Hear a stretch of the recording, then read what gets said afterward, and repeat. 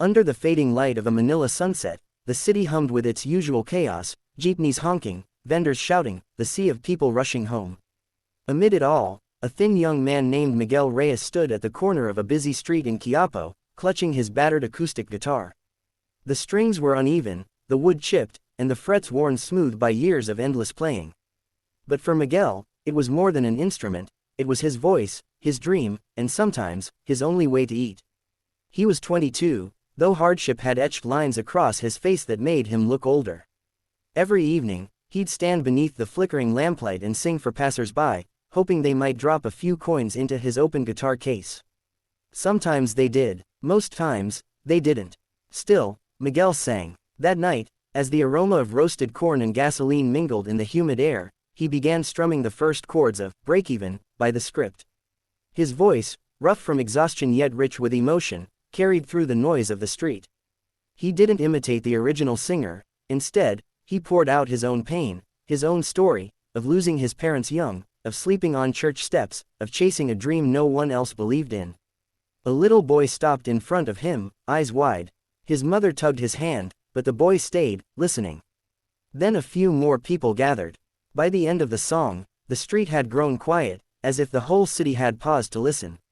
When he strummed the final chord, there was silence, then a wave of applause. Someone shouted, "You should be on America's Got Talent." Miguel laughed softly, thinking it was a joke. He'd never even been on a plane, much less imagined singing before Simon Cowell. But that night, as he lay under the old bridge where he slept, the idea wouldn't leave his mind. A few weeks later, fate intervened. A tourist from Los Angeles, who had recorded Miguel's performance on his phone, posted it online with the caption, "This guy deserves a stage." Within days, the video exploded.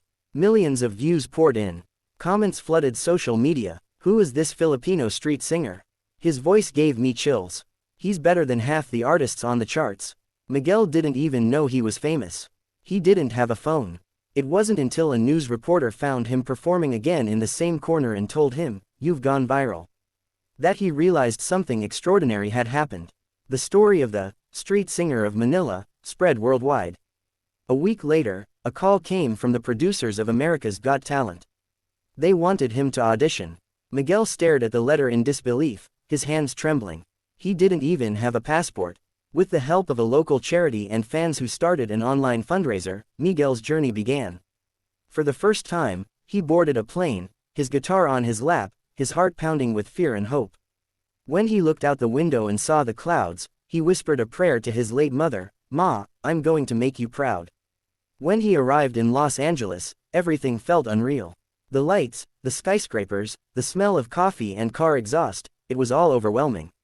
But nothing scared him more than walking onto that massive stage. The day of the audition, he sat backstage surrounded by dancers, magicians, and singers who looked far more confident. Miguel wore a simple white shirt, faded jeans, and his old sneakers, the same ones he'd worn while singing on the streets.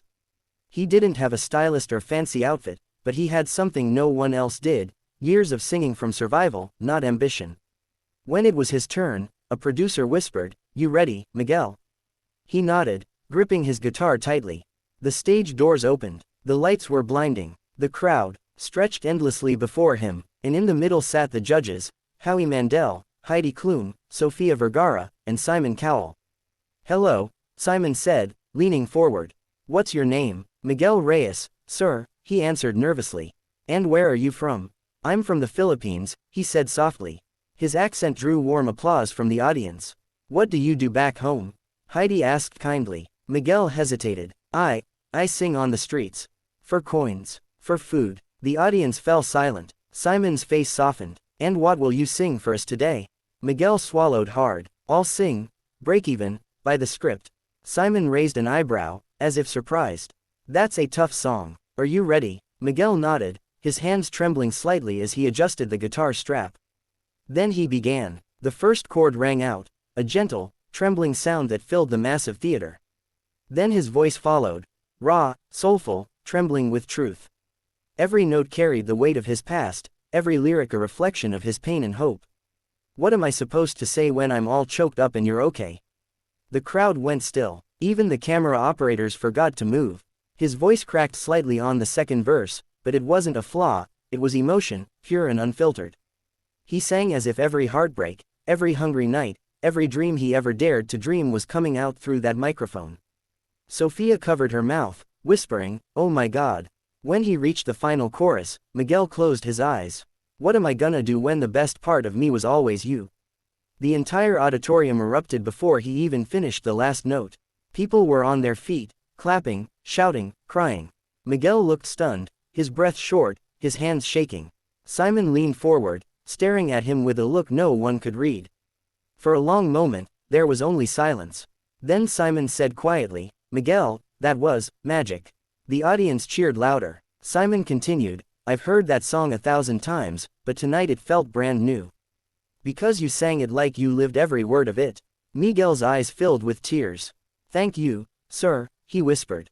"How long have you been singing on the streets?" Heidi asked. "Since I was 10, he said. "My parents, they're gone. Singing was how I survived." A murmur swept through the audience. Simon pressed his lips together, visibly moved. "You have one of the most honest voices I've ever heard." Then, without another word, he stood up. The crowd gasped. Miguel didn't understand what was happening until Simon smiled faintly and said, "You deserve this moment." He reached out, and slammed his hand down on the golden buzzer. A burst of golden confetti rained from the ceiling. The audience screamed. Miguel dropped to his knees, covering his face in disbelief. The music swelled as Simon walked up onto the stage and hugged him. "You came from the streets of Manila to this stage," Simon said into the microphone. "And you just made the world stop and listen." Backstage, the other contestants cheered. The crew clapped. Even the security guards wiped their eyes. Miguel could barely speak through his tears. "Thank you, sir. Thank you so much." Simon smiled. "No, thank you, for reminding us what real music sounds like." That night, every news outlet carried his story, from the streets of Manila to the golden buzzer, the journey of Miguel Reyes.